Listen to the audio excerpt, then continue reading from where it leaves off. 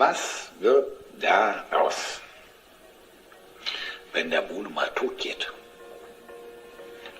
Wo landen diese Sachen? Wo landen diese Instrumente? Was wird daraus?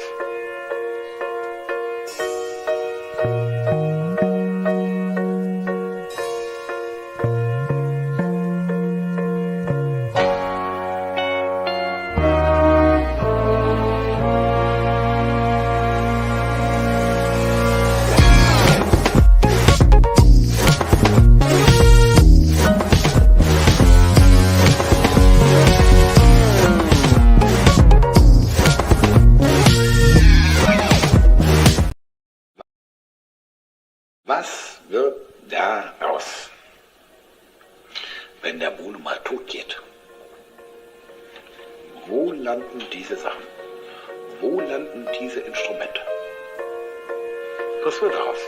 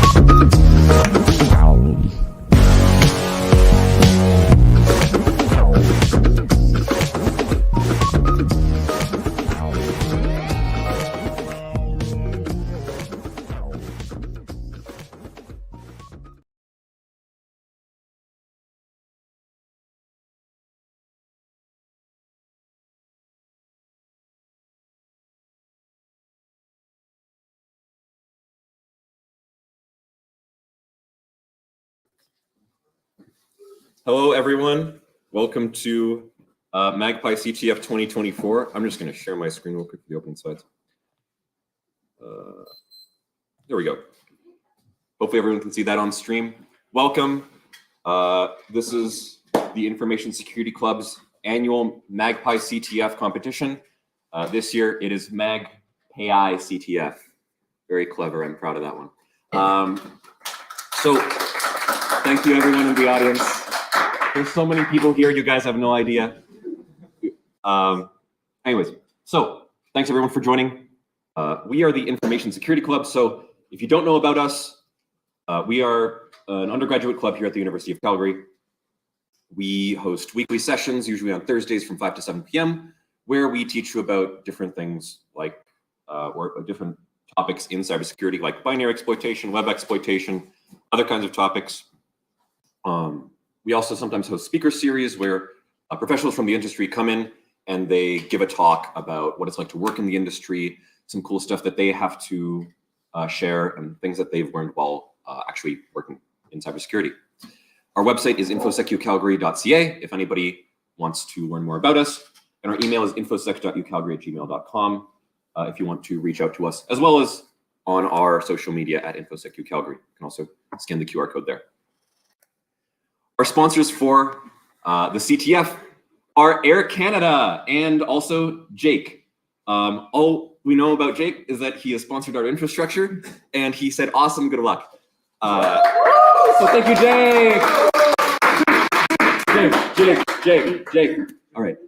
From Air Canada, we actually have a representative here. We have Alex Tenney. She is a former president and co-founder of the club, and she's here to give a speech for Air Canada. So everyone, round of applause for Alex. Hi everyone, my name is Alex. Some of you know me, a lot of you probably don't. But I work for Air Canada now since I've graduated from the University of Calgary. My technical title is Cyber Threat Intelligence Analyst, but in practice I work on the red team at Air Canada. And I wanted to give a little presentation about Air Canada and our cyber initiatives and how we operate as a cyber team. So within cyber at Air Canada, there are about 5 general groupings that we put everything into. So there's identity access management, which is obviously all of our users, whether that be typically employees at the companies, but also different system admin accounts and everything, and just how they interact with our systems. We have governance, risk, and compliance, who handle our audits and any compliance we need to meet as we are an airline, and we're super, I can't think of the word, regulated, I guess is the word. We have cyber delivery, which runs things like most notably OT, cloud, and any projects that we're trying to run under cyber specifically. We have cyber operations, which you guys will think of as the blue team. So they do forensics. They also run our logs and handle our SOC. And then we have my team, which is under the title of Cyber Threat Intelligence. So I'm going to give a little bit of explanation onto my team because that's what I know best. So under the Cyber Threat Intelligence team, we run 3 main functions. Essentially, you can think of our team as running all cyber testing and a lot of offensive testing. So we do vulnerability and threat management. We do penetration testing, and we also do red team operations. So on the vulnerability/threat management side, this is on our team running a ton of scans with vulnerability scanners whenever new CVEs come out and understanding all of our assets, trying to prioritize whatever actually matters to our team and our company and our infrastructure, and remediating those as often as possible, and just trying to manage all of these vulnerabilities that we have on our systems. Air Canada is very big, and so we have a lot of systems. On the penetration testing side, we do both internal and external penetration testing. So there's me and a small team who has offensive capabilities. And so if something is small enough or just manageable enough for our smaller team to handle, we prefer to do that penetration testing internally, just because it's a lot cheaper, and we also have a better understanding about the system and what is critical to specifically Air Canada. Sometimes we can't just do our testing internally, whether that be the system is way too large or we're trying to meet a compliance audit. You can't say that you are compliant yourself internally, because obviously everyone would just say that. So then you need another team. Our team also liaises with other companies to do that penetration testing externally. And sometimes we do joint approaches. So sometimes we'll have 2 teams come in And then that just gives us a little more context as our team has also gone into the system, but we cover it extra as another team with different thoughts and different strategies. We'll go through and actually test it ourselves. The third thing that we do is also red teaming. Red teaming, in my opinion, often gets confused with penetration testing. They're actually very different. And I'll talk a little bit about the differences later. But red teaming, this is a lot of text, is essentially given an objective and a scope of a system. So particular IPs, or a website or something, you're going to complete an objective through any means possible which best emulates a real attacker. So this might be through phishing, it might be through using exploitable CVEs, stolen credentials, any means possible that most closely emulates an attacker who might actually attack Air Canada. And in that scenario, we're trying to answer two questions. Do any technical controls prevent you from achieving this goal? So that would be something like EDR blocking your requests and preventing any malware from running on the system, you getting kicked out, or does any human controls prevent you from achieving your goal? So this would be our blue team noticing that we're in the systems running malicious commands and manually locking out our accounts or whatever account we've compromised, shutting down those systems itself, etc. Ideally, both of these block you, but you're really testing your whole process within a cyber organization to make sure that both those human and technical controls would prevent an attack that might actually happen. So this is from a book that I really highly recommend you read. It's called Red Team Development and Operations. It also has a companion website at https://redteam.guide. And it shows the three functions that we run and essentially the differences between them. Vulnerability management and assessment is very, very broad. You're scanning almost all of the systems on your network, but it doesn't go really deep. It simply sees if the version matches that CVE, and then you'll upgrade. Penetration testing is a little bit more narrow. You're identifying a specific system, but you're simply identifying a set of technical vulnerabilities on that site. Red teaming is the most, it has the least breadth, but the most depth. So you're going to go through and try and maybe gain root on a system. You're going to see if you can fully compromise a specific server or something, and you're going to see how far into the system you can get, but that breadth will be quite narrow, so you're not going to identify everything. We are called the Cyber Threat Intelligence Team because we like to be intelligence informed. As I said, Air Canada is a very, very large company, and we're also a very, very old company. We have a lot of systems. We've been around since servers and networking was beginning to happen initially. And so it's kind of impossible for us to whack-a-mole every single vulnerability, every single CVE that comes out. And it's not really worth anyone's time or money to try and do that in an organization. So we try and use intelligence to dictate what we do attack, what we do remediate, what we do as a team. So for vulnerability and threat management, that would mean only patching CVEs that are actually externally exploitable on the internet. If there's something that someone has to go through 6 different firewalls in order to access, and then maybe they can perform the CVE, that's not worth your time. In Red Team, it's knowing what kind of attackers and adversary groups that actually exist in the dark web and in the real world right now care about attacking the airline, care about attacking companies that are Canadian. So how do we get this intelligence? We employ a couple different sources at Air Canada. We actively monitor dark web forums, and this includes Discord channels, Telegram, IRC, and just forums that exist on the dark web. And we try and notice what is going on, what are the trends, and who they are trying to attack. There are actors that specifically attack airlines and specifically attack Canadian companies, so we will monitor those ones. We also are on those dark web forums, and we are engaging with those actors. They think that we're also threat actors, and so they'll give us information about what they are doing, what they're selling, because they're usually selling things, and that gives us a better idea of what people care about in our systems to better harden those systems. And finally, we also use a ton of other news feeds. We use enterprise level threat intelligence, so this is purchasing threat intelligence from other vendors. Regular news feeds that are just saying what's happening in the world, and also industry sources like what's called an ISAC, which is an intelligence sharing community. For us, we have both the aviation ISAC and also the retail and hospitality ISAC, and we go through with other companies and we talk about what we're seeing with each other and we share that. The Air Canada team in 2021 actually won the belt for sharing the most information in the Aviation ISAC, so that's something we're really proud of. And it means that we're sharing actual actionable intelligence with those communities that they can use to better strengthen their cybersecurity posterity. One other thing that I missed is that our vulnerability management team is in charge of both our vulnerability disclosure program and our vulnerability bug bounty program. And so I wanted to invite you all to join our vulnerability disclosure program today. The scope of that is on anything in our booking flow and our website, you guys are able to attack and find vulnerabilities and report them to our team. Our team, my team, is the one that actually goes through and verifies the validity of those bugs and also how severe they are.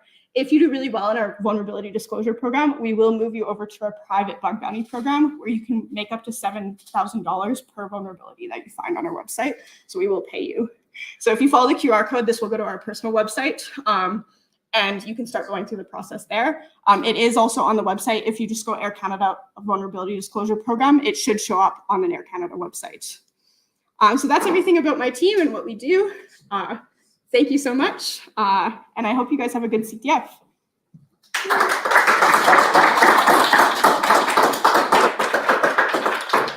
All right.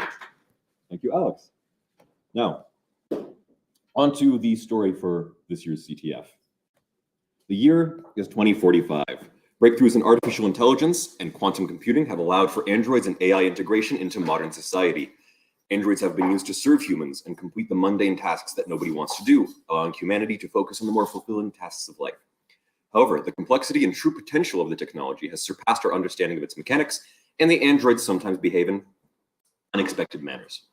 These aberrants have a variety of potential unorthodox behaviors, ranging from difficulty understanding and completing tasks to outright violence and aggression. These days, there are the big 7 names that practically everybody recognizes in AI.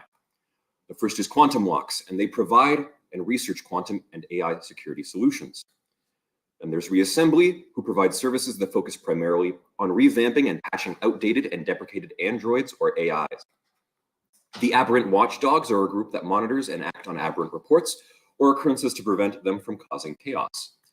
Bin Cortex develops most of the software and APIs for many of the modern androids you might see for sale on the street. MagpAI, or MagpieCTF, focuses on creating web assistants and can be found built into every mainstream internet browser.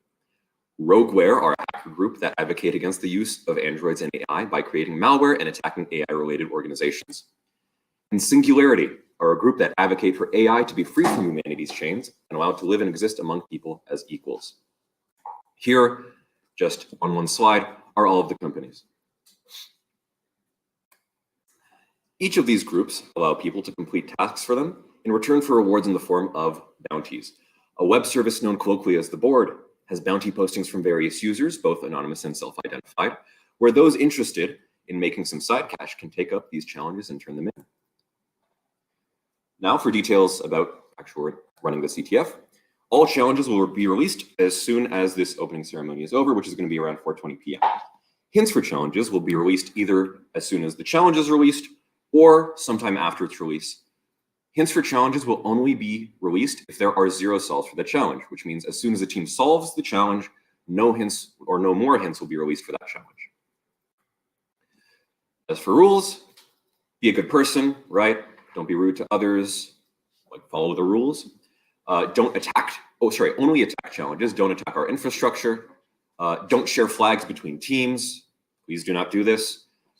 Don't brute force hosted challenges. So if there's a website we're hosting, please don't do like directory enumeration or Nmap or anything like that. If it's a file you can download, so if it's like a static challenge, you can brute force whatever you want on your own computers. Just don't brute force our infrastructure. Only teammates must be responsible for solving challenges, so no collaboration between teams, and violation of any of these rules will be subject your team to disqualification at the discretion of the executives, and also persecution by aberrant watchdogs. For a full detailed list of rules, please check our Discord server, so the MagpieCTF Discord server. If you believe a challenge is bugged, unsolvable, or down, or have just any other concerns, you can open a ticket on the Discord server as well. Up on screen is a link. Please do not directly DM any of the challenge creators or executives for hints. Hints will not be given out, And you may not even get a response. You might just straight up be ghosted because we are not giving out hints in DMs. So please do not message us. As for prizes, this is all split up among teammates. First place gets $500, second place gets $250, and third place gets $100. You can split the prize among your teammates, and teams are only eligible for prizes if every member is a Canadian student. So if there's the case that a top team is not consistent of entirely Canadian students, then the prizes will just be checked down the list. So if you are a Canadian student and you don't, or if you're a team consistent of entirely Canadian students and you're not the top 3 teams, you might still be eligible for prizes, assuming that teams above you are not all Canadian students. As for the schedule, at 4 o'clock, this opening ceremony is started. At around 4:20 p.m., and currently it is 4:16, challenges will be opened.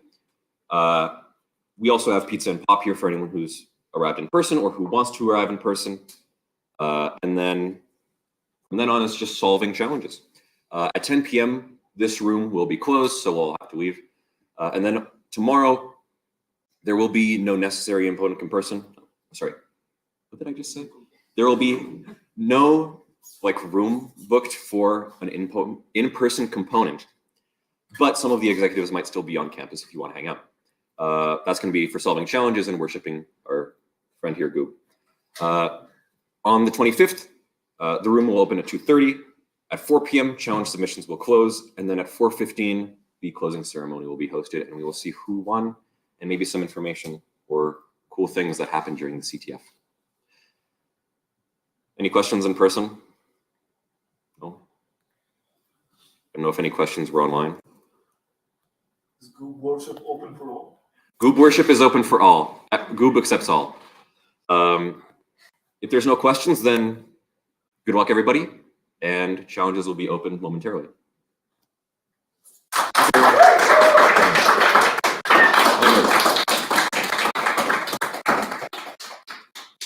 Good luck, everyone. Bye-bye.